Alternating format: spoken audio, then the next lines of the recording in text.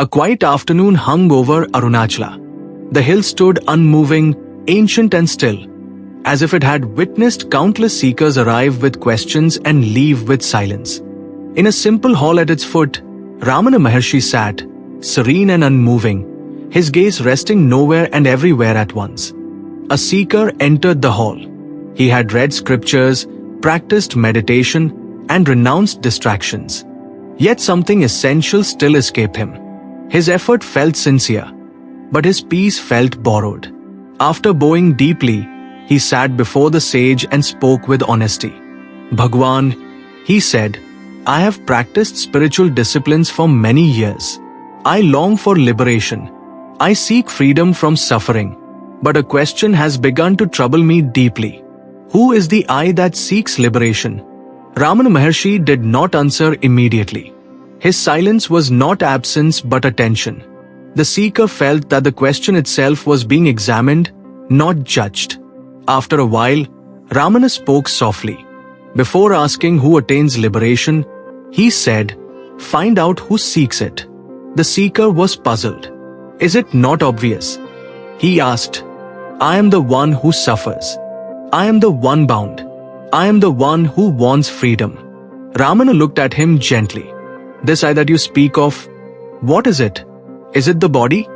Is it the mind? Or something else?"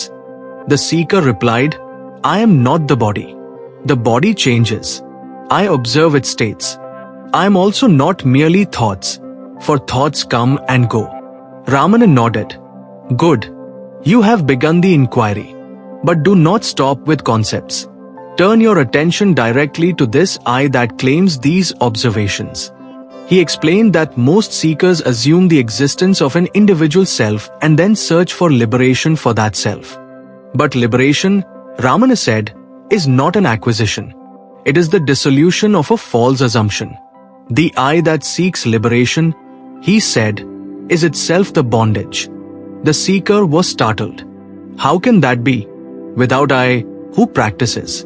Who seeks truth? Ramana replied, "There are two I. One is the real I, pure awareness. The other is the false I, the ego, which rises with the body thought." He explained that the moment a thought arises, "I am the body," the ego is born. This ego then claims experiences, actions, and suffering as its own.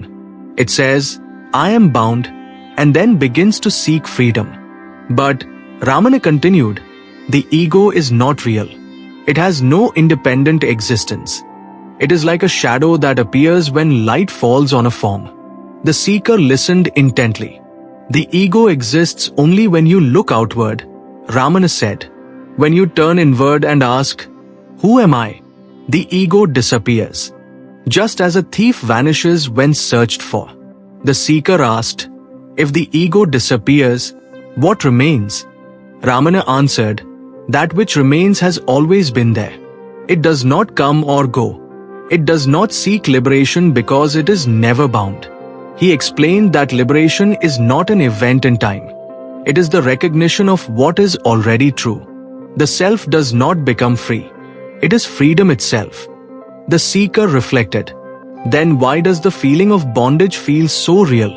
Ramana said, "Because attention has been given to the wrong identity. When you identify with the body-mind, limitation is experienced. When identity shifts to pure awareness, limitation vanishes." He gave an analogy. A man dreams he is imprisoned. In the dream, he struggles to escape. When he wakes up, does he need liberation?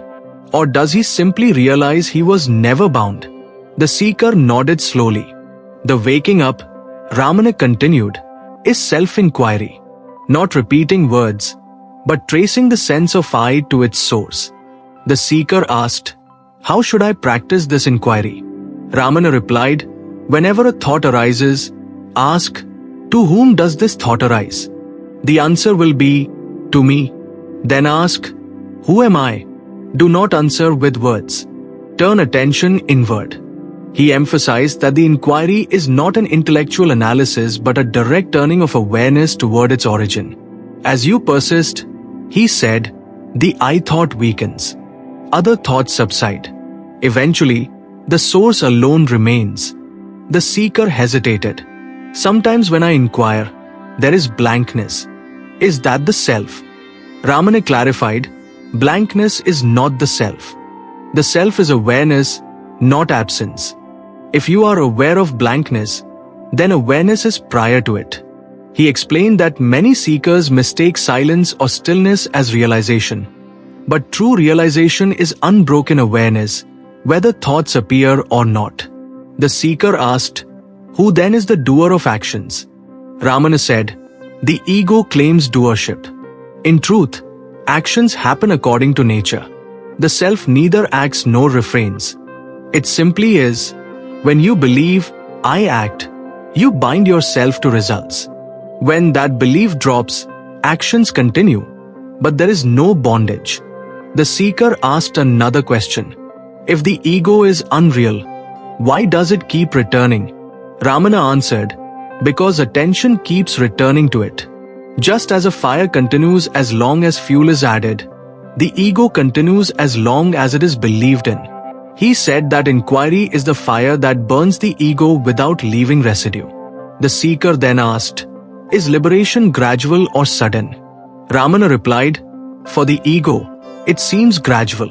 For the self, it is timeless. The ego dissolves when it is seen for what it is. He explained that effort appears necessary only as long as the false identification persists. When understanding becomes clear, effort drops naturally. The seeker asked, who experiences realization? Ramana smiled. When the ego dies, who remains to claim realization? He paused and added, realization is not something the ego can possess. When the ego dissolves, realization shines by itself. The seeker felt a deep quiet settle within him, not as an experience, but as a clarity. Ramana concluded, the question, who is the I that seeks liberation? Is itself the doorway? Do not answer it. Dwell in it. Let the question consume the questioner. Then you will discover, he said, that the seeker never existed, and the self was never absent. The hall fell silent. The seeker bowed, not out of achievement, but out of recognition. Nothing had been gained. Something false had loosened its grip. The hill stood unmoved.